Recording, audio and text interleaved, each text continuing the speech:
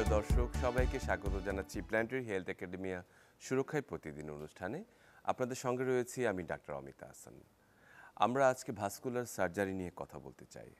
আমরা জানি যে আমাদের সমস্ত শরীর জুড়ে নদীর মতো রক্তনালীগুলো ছড়িয়ে আছে প্রতিটি অঙ্গের সঙ্গে, এবং এই রক্তনালীগুলো বিশেষ করে আমরা যদি বলি ধমনী এবং শিরা বা আর্টারি বা ভেনগুলো আমাদের যে অক্সিজেনযুক্ত রক্তকে প্রবাহিত করছে এবং কার্বন ডাইঅক্সাইড রক্তকে ফিরিয়ে আনছে, এবং যার সংযোগ বা মিলনস্থল হচ্ছে আমাদের হৃৎপিণ্ড। কিন্তু এই যে সারা শরীর জুড়ে রক্তনালীগুলো ছড়িয়ে রয়েছে, তাদের মধ্যেও কিন্তু অনেক সমস্যা হতে পারে। বিশেষ করে আমরা অনেক সময় দেখছি যে আমাদের হাত এবং পায়ের যে রক্ত সঞ্চালনগুলো রয়েছে সেগুলো মাঝে মাঝে কিন্তু অনেক সময় সমস্যা করে। অনেক সময় সেই নালীটি চিকন হয়ে যায়, অনেক সময় দেখা যাচ্ছে সেই জায়গাটি পচে যায়, অনেক সময় অ্যাকিউট লিম্ব ইস্কিমিয়া বলি। এই ধরনের অনেক আর্জেন্ট বা জরুরি চিকিৎসার ক্ষেত্রেও কিন্তু ভাস্কুলার সার্জারির একটি গুরুত্বপূর্ণ ভূমিকা রয়েছে। এছাড়াও তাদের কাজের যে ধারাটি রয়েছে সেটি আরও বিস্তৃত। সেই সবগুলো বিষয় নিয়ে আমরা আজকে কথা বলতে চাই, এবং একই সঙ্গে ভাস্কুলার সার্জারির যে আধুনিকায়ন হয়েছে, যে নব যে চিকিৎসার দ্বার উন্মুক্ত হয়েছে, সে বিষয়গুলো নিয়ে কথা বলতে চাই। এবং সেই কথা বলার জন্য আমাদের সঙ্গে আজকে স্টুডিওতে যুক্ত রয়েছেন আমাদের আজকের অতিথি professor doctor Abul Hasnat Quddus, consultant vascular surgeon, South Manchester University hospital, যুক্তরাজ্য, faculty lead vascular surgery planetary health academia, visiting professor vascular surgery Ibrahim cardiac hospital and research fund institutions. Professor doctor Abul Hasnat Quddus, আপনাকে স্বাগত আমাদের অনুষ্ঠানে। আচ্ছা, ধন্যবাদ ডক্টর অমিত। ধন্যবাদ চ্যানেল 24-কে আমাকে সুযোগ করে দেওয়ার জন্য। আমি খুবই খুশি যে আজকে আমি আমাদের ভাস্কুলার সার্জারি বা রক্তনালীর সমস্যা, রক্ত প্রবাহের সমস্যা নিয়ে কিছু কথা বলতে পারবো। খুবই চমৎকার করে বললেন। এবং আমি আসলে মূল বিষয়টিতে যাওয়ার আগে এই ভাস্কুলার সার্জারির এই যে আদ্যপান্ত একটি ইতিহাস সম্পর্কে জানতে চাই, যে ভাস্কুলার সার্জারির যে এই অংশটি আসলে সেটি কিভাবে শুরু হলো। জি, তো ভাস্কুলার সার্জারির সমস্যা কিন্তু অনেক দিন থেকে এবং বেশ ব্যাপক আকারে। আমরা যদি একটু চিন্তা করি যে আমাদের শরীরের বিভিন্ন অঙ্গ প্রত্যঙ্গর বেঁচে থাকার জন্য রক্ত লাগে, অক্সিজেন লাগে, এবং এই রক্তটা প্রবাহ হয় বিভিন্ন শিরার মাধ্যমে, এবং আপনি যেটা বললেন ধমনী, শিরা। তো এগুলিতে সমস্যা অনেক আদি যুগ থেকে, এবং দেখা যেত যে এই রক্তনালীগুলি ব্লক হয়ে যেত। তো সেই রক্তনালী ব্লক করার জন্য তখন বিভিন্ন অপারেশন করে এগুলি ঠিক করা হতো। এমনকি সেই অনেক বছর আগে পেটের যে বড় রক্তনালী অ্যাওর্টিক অ্যানিউরিজম, সেটা দেখা যেত যে মানে একটা বেলুনের মতো হয়ে অ্যাওর্টাটা ফুলে গেছে। হ্যাঁ, তো সেটা সেই প্রথম 1850-তে অলমোস্ট সেই অ্যাওর্টিক অ্যানিউরিজমের অপারেশন করা হয়। তো ভাস্কুলার সার্জারির এই সমস্যার শুরু অনেক দিন থেকে, এবং এটা আমরা একসময় ভাবতাম যে আমাদের দেশে বোধহয় ভাস্কুলার সার্জারির সমস্যা কম, কিন্তু আসলে সেটা সঠিক না। আমাদের দেশেও সমস্যা অনেক বেশি। একসময় হয়তো আমরা ধরতে পারতাম না, এখন আমরা বেশি বেশি ধরতে পারছি, বেশি বেশি চিকিৎসাও হচ্ছে এই জন্য। খুবই চমৎকার করে বললেন সেই 1850-এ সেই অ্যাওর্টিক অ্যানিউরিজমের কথা। তো বাংলাদেশে আসলে ভাস্কুলার সার্জারির যে পথ চলা, সেটি আমরা যতখানি তার চেয়ে এর পরিচিতি বা মানুষের মাঝে এর পরিচিতি কিন্তু সে তুলনায় কম। আমরা আসলে ভাস্কুলার সার্জারির বিষয়টিকে অনেকে হয়তো আলাদাভাবে সেভাবে রিকগনাইজও অনেকে করতে পারেন না, কিন্তু এর ভীষণ গুরুত্বপূর্ণ কিছু অংশ রয়েছে। মূলত কি কি ধরনের রোগীগুলো আপনারা পান যেগুলো আসলে আমাদের জীবনের লাইফ অথবা লিম্ব থ্রেটেনিং কারণ হিসেবে আসলে বিবেচিত হয়? জি, না, খুবই সুন্দর প্রশ্ন। তো যেটা বলছিলাম যে ভাস্কুলার সার্জারির সমস্যা কিন্তু আমাদের অনেক দিন থেকে, কিন্তু আমাদের যেহেতু এই সাব স্পেশালিটিটা, বা আমি এটাকে বলি একটা সুপার স্পেশালিটি, এটা ডেভেলপ করে নাই, তো সে কারণে আমরা জানতাম না যে এরকম হচ্ছে। তো এখন যেহেতু আমরা জানতে পেরেছি যে এই ধরনের সমস্যা হতে পারে, তখন আমরা দেখছি যে না, আমাদের এই বিশাল জনসংখ্যার মাঝে এই রোগের পরিমাণ প্রচুর।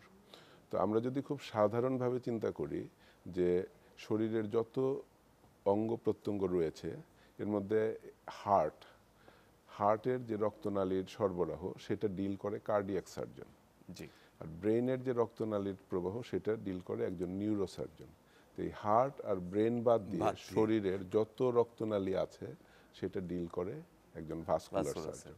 তো আমরা যদি খুব গ্রসলি বা ব্রড ওয়েতে দেখতে চাই যে কি কি সমস্যা হয়, বেশিরভাগ সমস্যা হয় পায়ের রক্ত চলাচলে। রক্ত চলাচল। পায়ের রক্ত চলাচলে কোনো জায়গায় যদি ব্লক হয় বা আর্টারিগুলি যদি সরু হয়ে আসে, তখন দেখা যায় রুগীটা কিছু সময় হাঁটার পর পায়ে ব্যথা হয় আর হাঁটতে পারে না। জি। ওইটাই যখন আরো বাড়তে থাকে তখন দেখা যায় যে পায়ের একটা দুইটা আঙুল কালো হয়ে গেল, গ্যাংগ্রিন হয়ে গেল, একটা ক্ষত হলো, আলসার হলো, ব্যথায় রুগী ঘুমাতে পারে না। ওটাকে আমরা বলি ক্রিটিক্যাল লিম্ব ইসকিমিয়া। জি। তো ওইটার সাথে সাথে চিকিৎসা না করলে পাটা পাটা হারাতে কেটে হয়। ফেলতে হবে।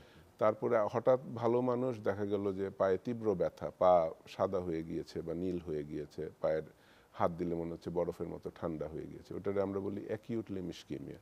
ওটার সাথে সাথে চিকিৎসা না করতে পারলে পাটা কেটে ফেলতে হবে। তো এগুলি তো অনেক বিরাট ব্যাপার। যদি একটা পা কেটে ফেলা মানে একটা মানুষের জীবনের যে গ্রেট লস, মানুষের জীবনটাকে পঙ্গু করে দেয়, সারা জীবনটাকে, ফ্যামিলিকে এফেক্ট করে। তো এগুলি যদি আমাদের কাছে সময় মতো আসে, এটা আমরা চিকিৎসা করতে পারি। হাতের রক্ত চলাচলের সমস্যা অতটা হয় না, মাঝে মধ্যে হয়, হলে একইভাবে তাড়াতাড়ি চিকিৎসা করে ঠিক করতে হবে। ঠিক করে। এটা গেল একটি বড় সমস্যা, যেটা আমরা বলি অ্যাকিউট লিম্ব ইসকিমিয়া বা ক্রনিক লিম্ব ইসকিমিয়া, বা হাঁটতে গেলে যেটা ব্যথা হয় ওটাকে আমরা বলি ক্লডিকেশন। তারপরে আমরা যে সমস্যাটা দেখি যে স্ট্রোক হয়, আমাদের দেশে প্রচুর স্ট্রোক হয়। এত বেশি স্ট্রোক হয় এবং দেখা যায় অনেকের একবার দুইবার তিনবার স্ট্রোক হয়, এবং সাধারণত প্রথমটা খুব ছোট, পরেরগুলি বড় হতে একটু বড় থাকে। হয়েছে। তো একটা ছোট স্ট্রোক হওয়ার পরে আমরা যদি গলার রক্তনালীটা পরীক্ষা করি এবং দেখি যে ওটাতে একটু সমস্যা আছে, কিছু ব্লক আছে, সরু হয়ে গিয়েছে, এবং ওইটা যদি আমরা সাথে সাথে অপারেশন করি, তাহলে ওই রুগীটার কিন্তু আর পরের স্ট্রোকগুলি হয় না এবং রুগীটা সারা জীবন ভালো থাকতে পারে। তো এই গলার রক্তনালীর সমস্যা, ক্যারোটিড আর্টারি আমরা যেটা বলি, জি। ওইটাও আমরা ভাস্কুলার সার্জারিটা করে থাকি। আচ্ছা। আরেকটি বড় সমস্যা হচ্ছে রক্তনালীর জায়গায় জায়গায় বড় হয়ে বেলুনের মতো ফুলে যায়। ফুলে যায়। কমনলি হয় পেটের ভিতরে যেই বড় আর্টারি থাকে এওটা, এটা কিচ্ছু টের পাওয়া যায় না, অনেক সময় স্ক্যান করলে দেখা যায়। তো এটা যদি দেখার পর আমরা যদি চিকিৎসাটা করে ফেলতে পারি, তাহলে ওই বেলুনটা যে একসময় ফেটে যাবে সেটা আর হবে না, এবং ওই বেলুনটা ফেটে গেলে মানুষ আর বাঁচে না। আর্টারির অ্যানিউরিজম যখন রাপচার হয়ে যায়, দেন ওইটারে বাঁচানো খুবই কঠিন। বেশিরভাগ সময় পেশেন্ট হাসপাতাল পর্যন্ত আসতে পারে না, আসলে ওইটার জটিল অপারেশনটা আমরা এখন ওইভাবে শুরু করতে পারিনি। আরেকটা হয় ভেরিকোজ ভেইন হয়, পায়ের রক্তনালীর শিরা যেটা আর কি আঁকাবাঁকা হয়ে বড় বড় হয়ে যায়, ওটাতে ব্যথা হয়, আস্তে আস্তে পায়ের একটা চামড়া এক জায়গায় হয়তো কালো হয়ে যায়, আলসার হয়। ওগুলি যদি আমরা চিকিৎসা করি, ওগুলি আমরা ঠিক করে দিতে পারি। ভেরিকোজ ভেইন সবসময় অপারেশন লাগে না, অপারেশন ছাড়াও খুব ভালো চিকিৎসা এটার জন্য আছে। এই কমন জিনিসগুলি আমরা ডিল করি। কমন যে ব্যাপারগুলো রয়েছে। অসংখ্য ধন্যবাদ। আমি দর্শকদের জন্য একটি তথ্য জানিয়ে রাখতে চাই যে স্ক্রিনে দেখানো যে নম্বরটি রয়েছে, রক্তনালী রোগ সম্পর্কে যদি আপনাদের কোনো জিজ্ঞাসা থাকে বা প্রশ্ন থাকে, তাহলে আমাদের সঙ্গে সরাসরি যুক্ত হতে পারেন। আমরা যে প্রশ্নটি আপনার কাছে আবার পুনরায় করতে চাই, সেটি হচ্ছে যে আসলে এই ভাস্কুলার সার্জারির যে রোগগুলো আপনি কথা বলেন, ভীষণ গুরুত্বপূর্ণ কয়েকটি কথা বলেছেন, বিশেষ করে লিম্ব, যেটা আমাদের পায়ের যে অংশটি বলেছেন, যে অনেক সময় দেখা যাচ্ছে যে দীর্ঘ প্লেন জার্নি অথবা দীর্ঘক্ষণ, বিশেষ করে অপারেশনের পরে অনেক সময় দীর্ঘক্ষণ যখন পেশেন্ট শুয়ে থাকে, তার পরবর্তী ক্ষেত্রে অনেক সময় দেখা যায় যে তাদের ডিপ ভেন থ্রম্বোসিস বা ডিভিটি যেটা আমরা বলি, সেই জায়গাটিতে কোনো সমস্যা হয়, এবং সেখান থেকে যে একটি বড় ধরনের একটি সমস্যা হয়, পালমোনারি এম্বোলিজম ডেভেলপ করে। সেই বিষয়টি নিয়ে আসলে আপনারা কোনো কাজ করছেন কিনা? আচ্ছা, না, খুব চমৎকার একটি বিষয়, চমৎকার একটি অংশ ভাস্কুলার সার্জারিতে। ডিভিটি যেটা আমরা বলি, ডিভিটি ডিপ ভেইন থ্রম্বোসিস। আমাদের শরীরে কিছু ভেইন থাকে চামড়ার নিচে, যেগুলি আমরা বলি সুপারফিশিয়াল ভেইন। কিছু ভেইন থাকে অনেক ডিপে, মাসেলের ভিতরে বা মাসেলের নিচে, ওগুলি হচ্ছে ডিপ ভেইন। যেমন কমনলি আমরা পায়ের কথাটা চিন্তা করি, তো কিছু কিছু ক্ষেত্রে ডিপ ভেইনে রক্ত জমাট বেঁধে যেতে পারে, ওটা কি আমরা বলি থ্রম্বোসিস, ডিপ ভেইন থ্রম্বোসিস। এটা হলে কিন্তু এটা বেশ একটা বিপজ্জনক জিনিস। এটা যদি সাথে সাথে চিকিৎসা না করতে হয়, আপনি যেটা বললেন, রক্তের জমাটটা ওখান থেকে ছুটে ফুসফুসে চলে যেতে পারে, এবং সেটা অনেক সময় দেখা যায় যে পেশেন্টার হঠাৎ করে বড় একটা ক্লট চলে গেলে পেশেন্টার বাঁচে না। জি। তো এটার জন্য চিকিৎসাটা খুব জরুরি ভিত্তিতে তাড়াতাড়ি শুরু হওয়া উচিত। তো আমরা যেটা করি, আমরা যখন সন্দেহ করি যে রোগীটার ডিপ ভেন থ্রম্বোসিস হয়েছে, হয়তো পাটা হঠাৎ করে ফুলে গেল বা ব্যথা হলো, সাথে সাথে আমরা একটা রক্ত পরীক্ষা করি, ডি ডাইমার বলে। ওটা যদি একটু বেশি আসে, তখন সাথে সাথে আমরা চিকিৎসা শুরু করে দিই। রোগীর রক্ত পাতলা রাখার যে ইনজেকশন সেটা দেয়া হয়, সেটা দিয়ে তারপরে হয়তো আমরা তার পরদিন একটা স্ক্যান করলাম, একটা আলট্রাসাউন্ড ডুপ্লেক্স স্ক্যান করলাম, দেখলাম যে ডিভিটি আছে কি নাই, যদি থাকে ট্রিটমেন্ট কন্টিনিউ হবে, যদি না থাকে ট্রিটমেন্টটা তখন বন্ধ হবে, কিন্তু আমরা সাবধানতা নিলাম যাতে এটা আর না বাড়ে। যদি ওটা হয়ে থাকে এবং চিকিৎসা আমি প্রথমে না দেই, তাহলে দেখা গেল স্ক্যান করার আগেই রক্ত জমাটটা আমার চলে গেছে ফুসফুসে। আচ্ছা, কিছু মানুষের আছে ওদের ডিভিটি হওয়ার সম্ভাবনাটা বেশি থাকে অন্য স্বাভাবিক মানুষের চেয়ে, যেমন যাদের চলাফেরা একটু কম, যাদের হাত পা একটু বেশি ভারী, যারা একটু মোটা, তো ওনাদের এরকম প্লেন জার্নির ক্ষেত্রে একটু আগের থেকে একটু কিছু প্রতিরক্ষা ব্যবস্থা নিতে হয়। হ্যাঁ, তো ওগুলির জন্য কিছু রক্ত পাতলা রাখার ওষুধ, যেমন অ্যাসপিরিন, যেটা ইকোস্পিরিন, কয়েকদিন খেলে ট্রাভেল করলে আবার ফেরার সময় খেলে ওটা একটু থাকে। আর ফ্লাইট সক্স আমরা ইউজ করতে বলি। মোস্ট ইম্পর্টেন্ট যেটা হচ্ছে যে ডিভিটি যদি হয়, বেশিরভাগ রোগীর একটা পোস্ট থ্রোম্বোটিক সিনড্রোম হয়, পাটা অনেক দিন পরে ফুলে যায়, ফুলে থাকে, ভারী পা। তো এই পোস্ট থ্রোম্বোটিক সিনড্রোম যাতে না হয়, এই জন্য আমরা যেটা আধুনিক চিকিৎসা হচ্ছে, ডিভিটি হলে আমরা ওই ব্লাড ক্লটটারে ডিজলভ করে দিই, এটাকে থ্রোম্বোলাইসিস বলে, যে আমরা ওটাকে একটা স্পেশাল ইনজেকশন দিয়ে ওই ক্লটটাকে ডিজলভ করে দিই। এবং আমি যদি ওটা ওইভাবে করতে পারি, তাহলে ওই যে ডিপ ভেন থ্রোম্বোসিস হওয়ার যে পরবর্তী কমপ্লিকেশন সেগুলি হবে না, পা ফুলে থাকবে না, পা ভারী হবে না, পা কালো হবে।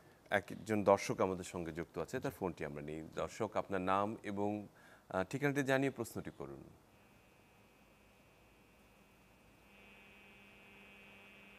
দর্শক, আপনি শুনতে পাচ্ছেন আমাদের? Not clear. আপনি কি শুনতে পাচ্ছেন? জি, আপনার প্রশ্নটি করুন। আমি একজন হার্টের পেশেন্ট। হ্যালো, জি জি বলুন। আমি হার্টের পেশেন্ট। জি বলুন। আমি একবার ওই যে নর্মাল যে এনজিওগ্রাম সেটা করেছিলাম মিরপুর হার্ট ফাউন্ডেশন থেকে। আমি বর্তমানে চাচ্ছি এর পরিবর্তে সিটি এনজিওগ্রাম করে পরবর্তী চিকিৎসা দেওয়া। এটা এই সিটি এনজিওগ্রাম এবং নর্মাল এনজিওগ্রামের মধ্যে পার্থক্য not with one is better. আমার এজ মোর দ্যান 70।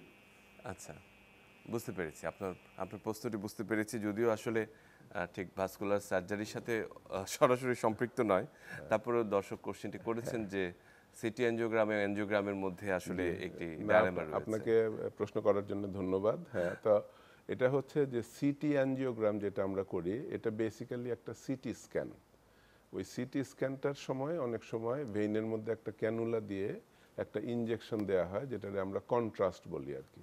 তো কন্ট্রাস্ট দিয়ে যদি আমরা সিটি এনজিওগ্রাম করি, তাহলে কন্ট্রাস্ট, যেটা একটা তরল পদার্থ যেটা এক্সরেতে দেখা যায়, ওইটা রক্তনালীর ভিতরে যায় এবং তখন আমরা রক্তনালীগুলি দেখতে পারি।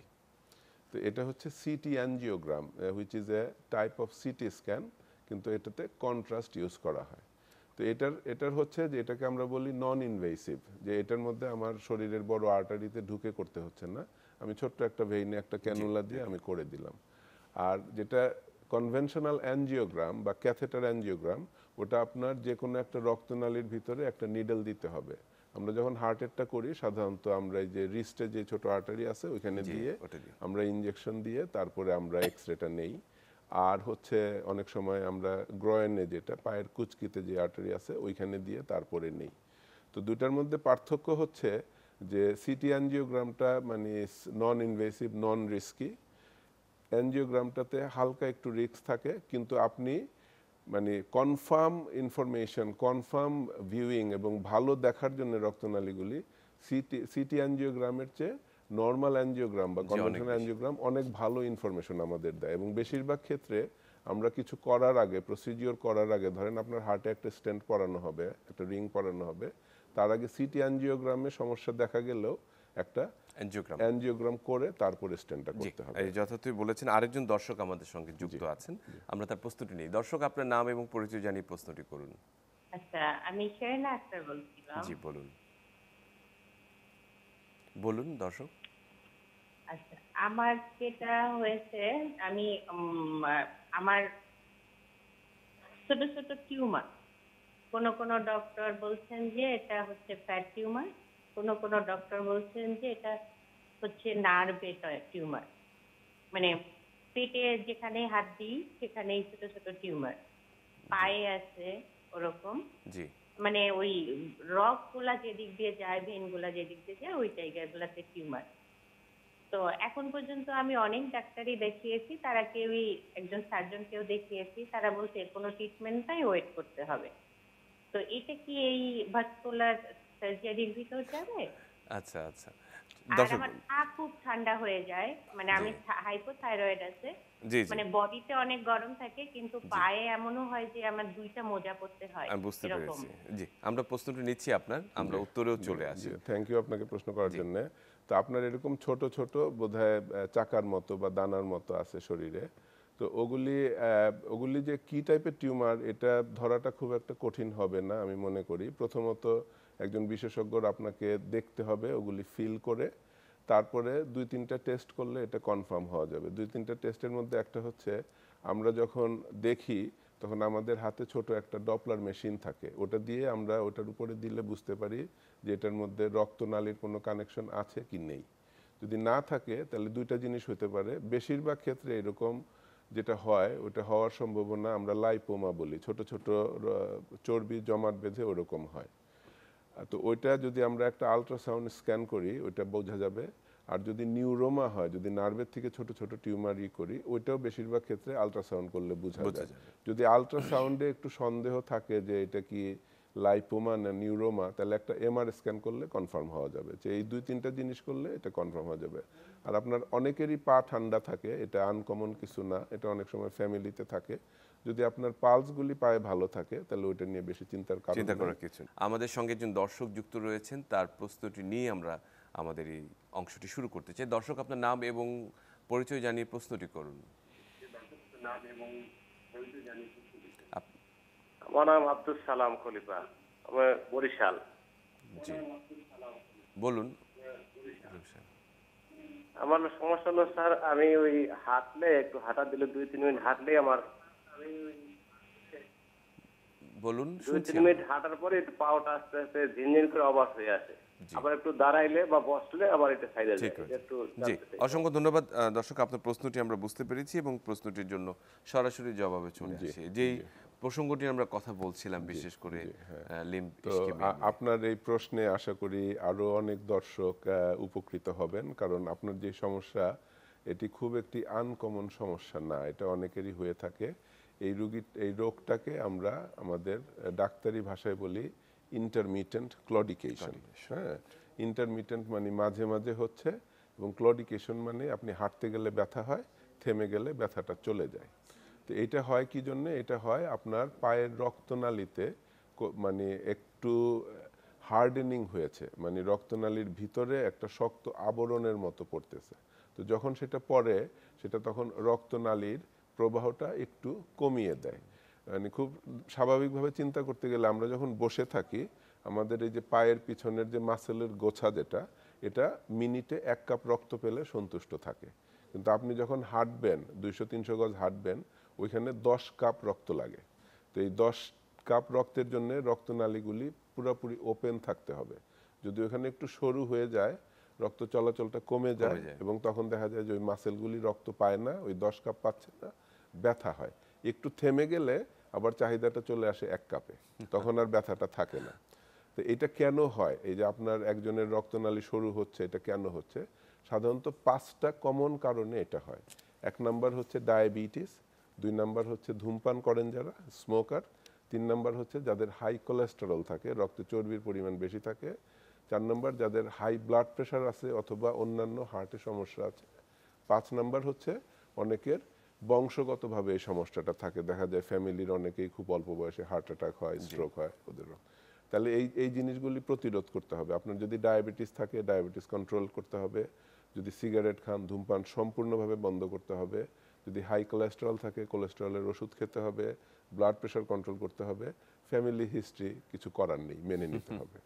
আর এটার জন্য চিকিৎসা আছে, খুব ভালো চিকিৎসা আছে। একটি চিকিৎসা যেটা রক্তকে পাতলা রাখবে, যাতে রক্ত প্রবাহ চলে, এবং বেশিরভাগ ক্ষেত্রে যদি কোলেস্টেরল নর্মালও থাকে, আমরা সাধারণত একটি কোলেস্টেরল কমানোর জন্য স্ট্যাটিন দিয়ে থাকি। হ্যাঁ, তো এটা যদি হয় এবং আপনি একজন চিকিৎসকের শরণাপন্ন হতে পারেন, এটার চিকিৎসা করলে আপনি আরেকটু ভালোভাবে হাঁটতে পারবেন, আপনার সমস্যা ঠিক হয়ে যাবে।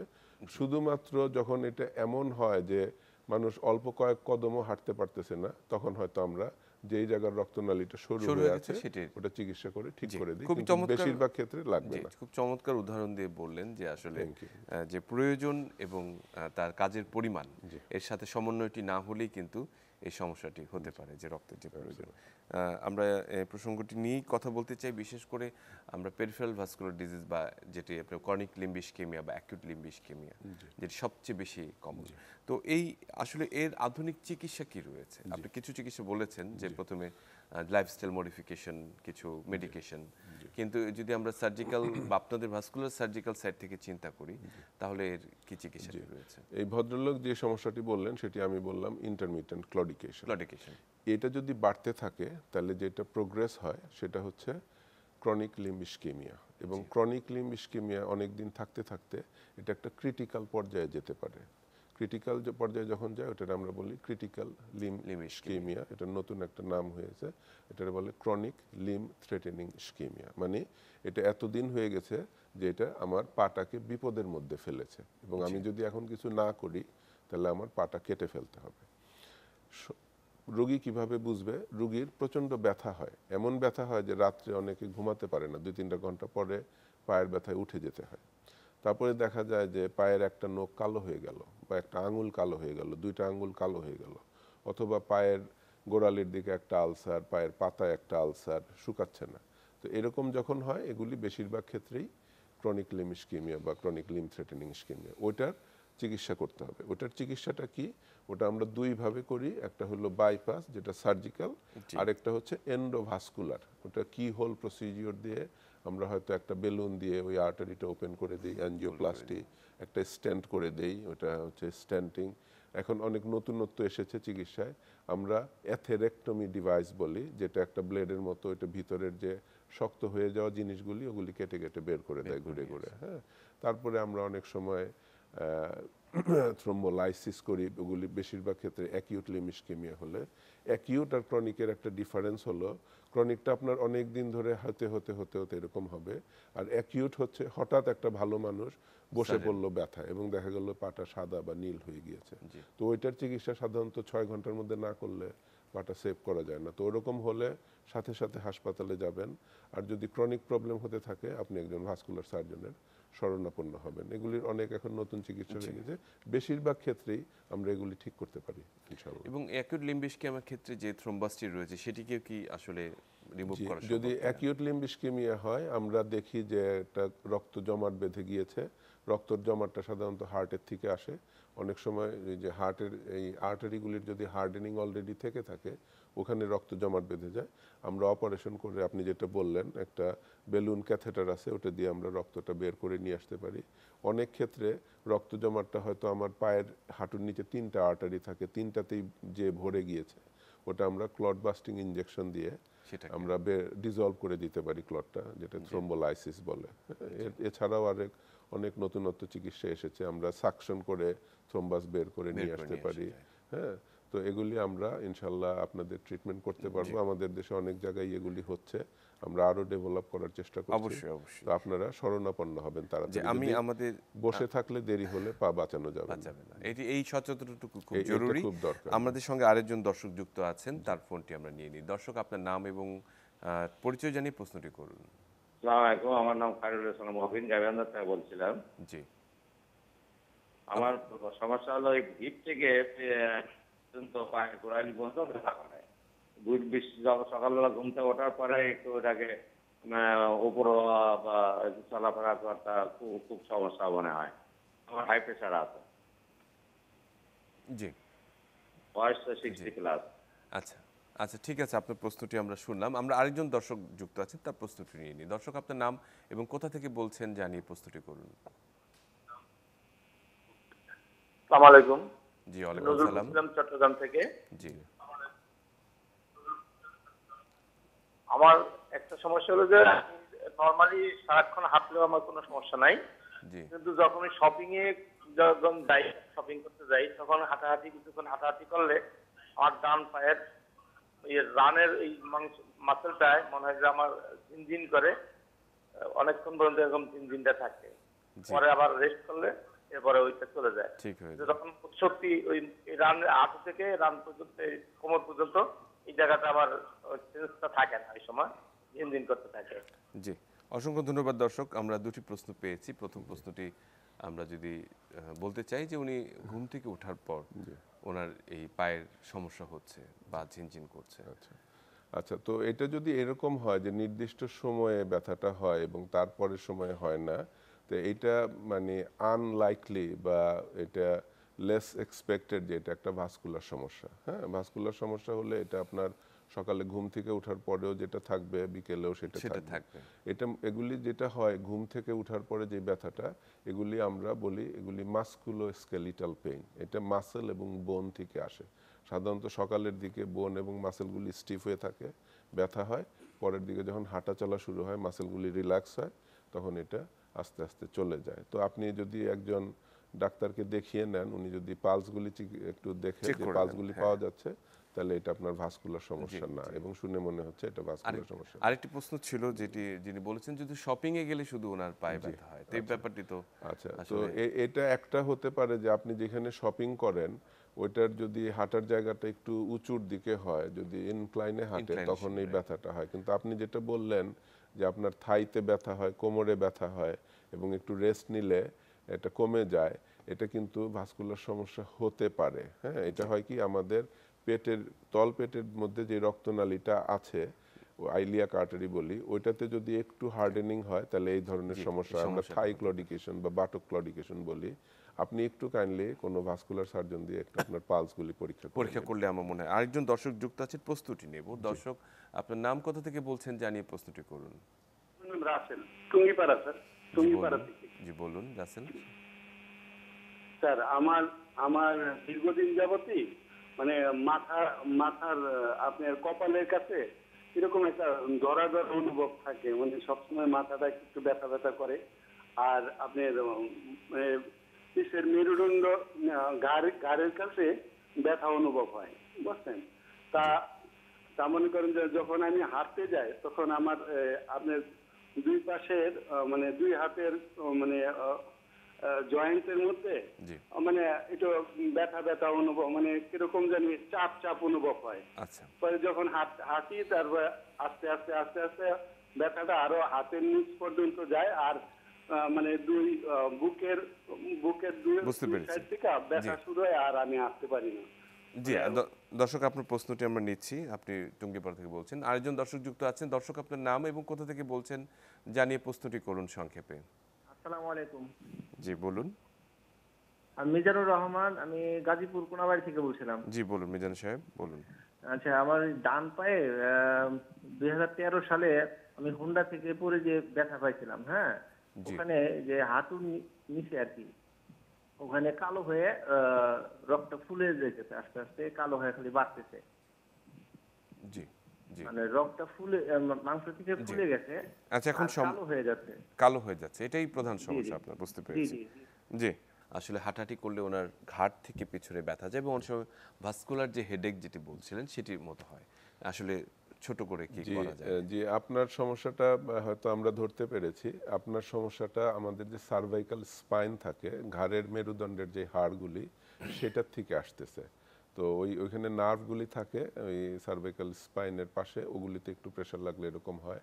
আপনি কাইন্ডলি একজন ডাক্তার দেখিয়ে আপনার ওই সার্ভাইকাল স্পাইনটা চেক করে নেবেন। ওটা হয়তো একটা এক্সরে, আর খুব অল্প ক্ষেত্রে একটা এমআরআই করলে পুরোপুরি বোঝা যাবে এবং ওইটার চিকিৎসা ওনারা দিতে পারবেন। জি অবশ্যই। আরেকজন মিজানুর সাহেব বলছিলেন গাজীপুর থেকে যে ওনার যে সমস্যাটি হচ্ছে সেটি হচ্ছে যে ওনার অ্যাক্সিডেন্টের পর ওনার পায়ের নিচে একটি দাগ হয়ে গিয়েছে, যেটা ভাস্কুলার। এখন উনি কি করবেন? এটা হয়তো আপনার ওই জায়গাটায় আঘাত লেগেছিল, ওই কারণে একটি দাগ হয়েছে এবং ওইখানে ভেইন থাকে, ভেইন হয়তো একটা ফুলে আছে। তো আমি সাজেস্ট করব এটা কিছু করার দরকার নেই, আপনি একটু ওয়াচ করবেন। ওই জায়গাটা যদি বড় না হতে থাকে, ওই ফোলাটা যদি বড় না হতে থাকে, আর কিছু করতে হবে না।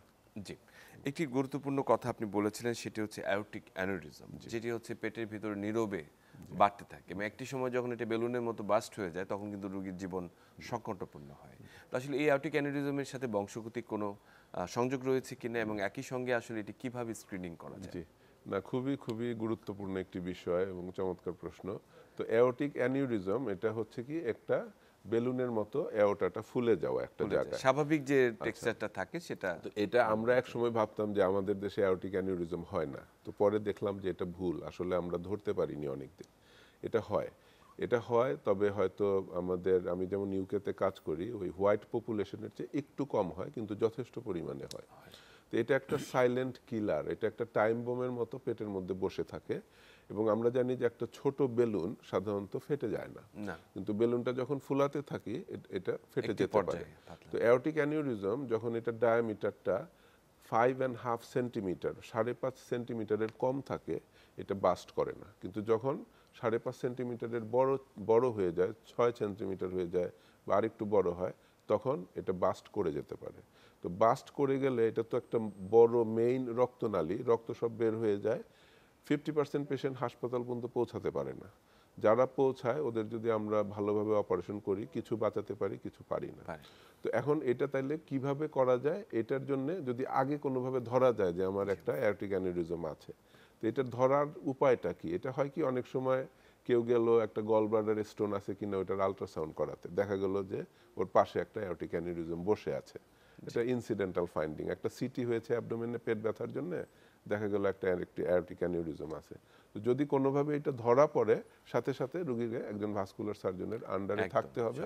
এবং আমরা কিভাবে বুঝবো এটা 5.5 সেন্টিমিটারের বড় হয়েছে কিনা? আমরা প্রতি 6 মাস, 3 মাস, 1 বছর পর পর আমরা একটা স্ক্যান করি, আলট্রাসাউন্ড স্ক্যান। যদি দেখি ওই সময়ে এসেছে, এটা আমরা অপারেশন করে ঠিক করতে পারি, অথবা একটা স্টেন্ট দিয়ে ঠিক করতে পারি। আমরা ইউকেতে যেটা করি, প্রতিটা মানুষ যখন 65-তে রিচ করে, তখন ওদের আমরা ইনভাইট করি যে তুমি এসে একটা আলট্রাসাউন্ড করায় যাও, এবং আমরা দেখি ওদের আছে কিনা।